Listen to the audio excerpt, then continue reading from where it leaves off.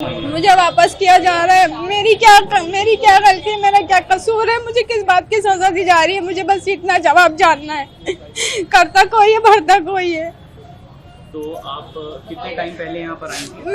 मैं सितंबर में आई थी, अक्टूबर में मैंने शादी करी थी इनसे यहाँ पर आकर।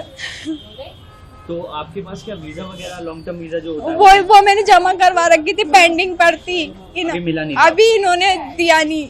इतने महीने हो गए, सारे हमने रूल्स फॉलो करे इनके, लेकिन फिर हमें किस बात की सजा दी जा रही है, बस मुझे ये जानना है। तो अब यहाँ पर आप आए हैं, क्या बोला गया है, कब तक? वो कह रहे हैं ऊपर से ऑर्डर है, ऊपर से ऑर्डर है।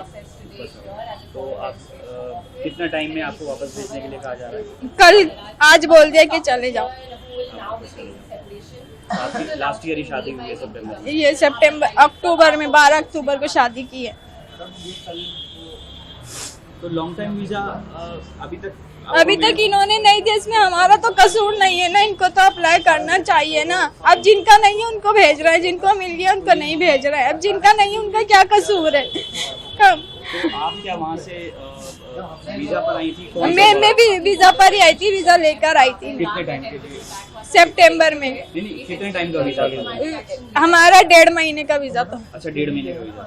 1.5 महीने के बाद वीजा वो एक्सपायर हो गया। फिर मैंने शादी कर ली थी ना। अब ये लोग मुझे लॉन्ग टर्म वीजा देते हैं, लेकिन अभी तक दी नहीं इन्होंने। इतना परेशान कर रहे हैं। हम वीजा इतनी मुश्किलों से लेकर आए, 7 महीने में तो हमारी वीजा ही आई थी। हमें वीजा मिलने में भी बहुत मुश्किल है। बताएं हमारा क्या कसूर है इसमें? जो आते जाते उनका क्या कसूर है? उनके लिए तो कोई चीज निकाले ना ये। एक सवाल ये है कि जिस तरह से पहलगाम में हुआ और सर देखिए, उसमें तो हमारा कसूर नहीं है ना, उसमें तो हम लोग नहीं है, उसमें तो हमारा कसूर नहीं है। मैं तो कहती हूँ जिसने किया है गलत बहुत हुआ है, जिसने किया उसको सजा दो। हम पब्लिक का क्या कसूर है? हमें क्यों घसीटते हो इन चीजों में? बस मुझे इस बात का करना है जवाब। तो अब आप वापस कैसे जाएंगे? फ्लाइट से जाएंगे या फिर वाघा बॉर्डर से? बस से फिर वाघा बॉर्डर। ये लोग जो परिवारवादी हैं, जिनकी सोच केवल अपने परिवार तक सीमित है, जाति का नारा देते हैं, लेकिन जब सत्ता में आते हैं तो तुष्टीकरण की नीतियों की पराकाष्ठा को पूरी करते हुए केवल अपने परिवार के विकास की बात करते हैं, अपने परिवार तक सीमित रह जाते हैं। आपने देखा होगा जब 22 अप्रैल को पहलगांव में पर्यटकों पर हमला हुआ था, आतंकी हमला हुआ था, समाजवादी पार्टी के नेताओं के बयान किस किस प्रकार के बयान आते हैं, ये पता लगाने में ही कठिनाई होती है कभी कभी कि ये समाजवादी पार्टी के नेता बयान दे रहे हैं या कोई पाकिस्तान का प्रवक्ता बयान दे रहा है। ये पता लगाने में ही कठिनाई हो जा रही है। आपने कल समाजवादी पार्टी के एक पदाधिकारी का मुंबई में दिया गया बयान देखा होगा। इससे पहले कानपुर का एक नौजवान अपने परिवार के साथ गया था पहलगांव, स्वर्गीय शुभम द्विवेदी की निर्मम हत्या कर दी गई।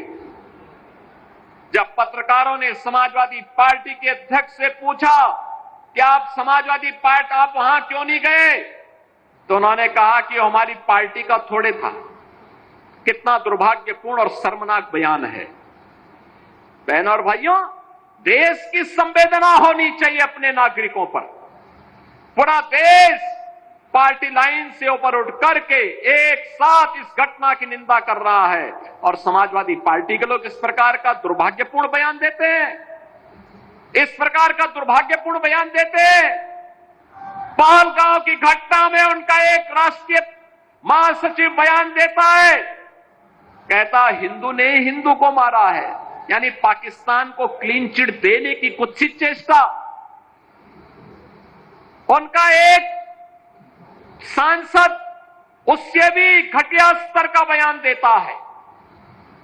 बहनों और भाइयों, जब भी जातिवाद की राजनीति होगी, जब भी विभाजनकारी राजनीति होगी, तो तुष्टीकरण की पराकाष्ठा को पार करते हुए आपकी सुरक्षा के साथ ऐसे ही खिलवाड़ करने का कुत्सित प्रयास करेंगे जैसे वर्तमान में कुछ कांग्रेस के नेता और समाजवादी पार्टी के नेता कर रहे हैं।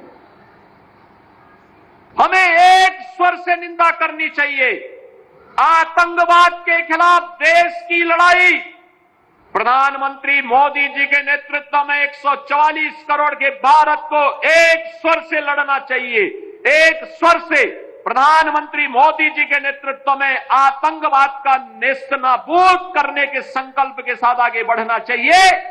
ये संकल्प के साथ अगर हम आगे बढ़ेंगे तो जैसे 10 वर्ष में आपने देश से आतंकवाद को, नक्सलवाद को, उग्रवाद को समाप्त होते हुए देखा होगा, ऐसे ही जो थोड़े तत्व अब सिर उठाने का प्रयास कर रहे हैं, इनके भी जहन्नुम में जाने के दिन बहुत शीघ्र सामने दिखाई देंगे।